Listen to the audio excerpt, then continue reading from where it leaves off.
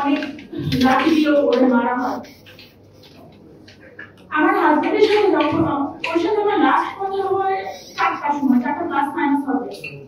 তো ওই সময় ওকে আমি বারবার বলি যে দেখো আমার যেমন যেন লাগতেছে বাসায় চলে আসো অথবা অফিসে চলে যাও। তখন ও আমাকে একটা কথাই বলছে যে না এটা আমার কাজ, এটা আমার দায়িত্ব, আমার এটা করতে হবে। এটা তো ঠিকই আছে। ও সবকিছুর আগে ফার্স্ট প্রায়োরিটি নিজের কাজকে। আমি বারবার বারণ করতে থাকি যে তোমার আমার মধ্যে আমার জন্য করতেছে তুমি ওখান থেকে সরে যাও।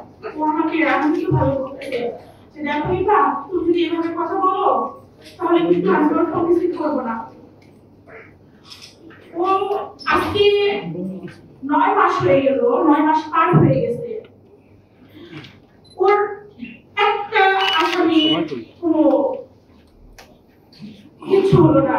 আমি জানি যে ওর কে গুলি করছে বা কারা গুলি করছে এবং 25 নম্বর গাড়িতে কে বা কারা ছিল এটা কি সরকারের কাছে কি মানে একদম অপারক ছিল বের করাটা।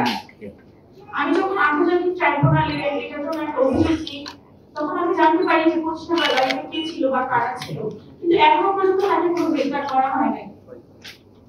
তাকে প্ল্যান করে মারা হয়েছে। আমার হাজবেন্ডের সাথে যখন আমার 4টার সময় কথা হয়েছে দেখে আপনি পুলিশের কথা বলছেন।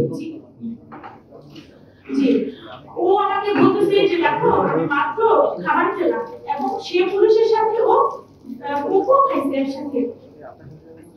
মাত্র আমি খাবার খাইলাম, তোমার আমি বাসায় এসে সব বলবো, তুমি টেনশন করো না। এখন ও মারা মানে আরো অন্যান্য ওর কলিগের কাছে শুনছি যে ও ওই পুলিশের সাথে কোক খাইছে এবং হচ্ছে তার আধা ঘন্টা আগে ওর ফোনটা ওই পুলিশের কেড়ে নিয়ে গেছে যে তুমি এভাবে ভিডিও করতে পারো না। এবং ও যাত্রাবাড়ি ফ্লাইওভারের উপর থেকে একটা চিরকুট নিচে ফেলছে যে ভাই উপরে লাশ আছে, তার 10 মিনিট পরে ওকে ফায়ার করা হয়েছে এবং ফোনটা ওর হাত থেকে কেড়ে নেওয়ার পরে ওর কলিগরা বলছে যে আপনি এইভাবে ফোনটা নিতে পারেন না, আপনার ফোনটা দিয়ে দেন। তখন ওকে একটা হুমকি দিচ্ছে যা তুই ফোন নিয়ে কি করবি সেটা আমরা দেখবো। তাহলে আজকে যারা এই মূল আসামি যারা তারা বাইরে ঘুরতেছে আর আমার সন্তান প্রতি রাত্রি বাবার জন্য চিন্তা করে করে কাঁদতেছে যে কেমন বিচার আজকে 9 মাস পার হয়ে গেছে তাকে এখনো ধরতে পারতেছে না।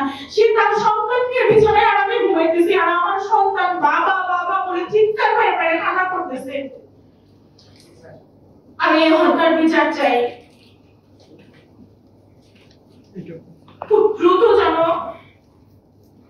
ওই আসামিটাকে আমার সামনে, আমি তাকে একটাবার জিজ্ঞাসা করতে চাই সে কি শান্তি মতো ঘুমাতে পারে?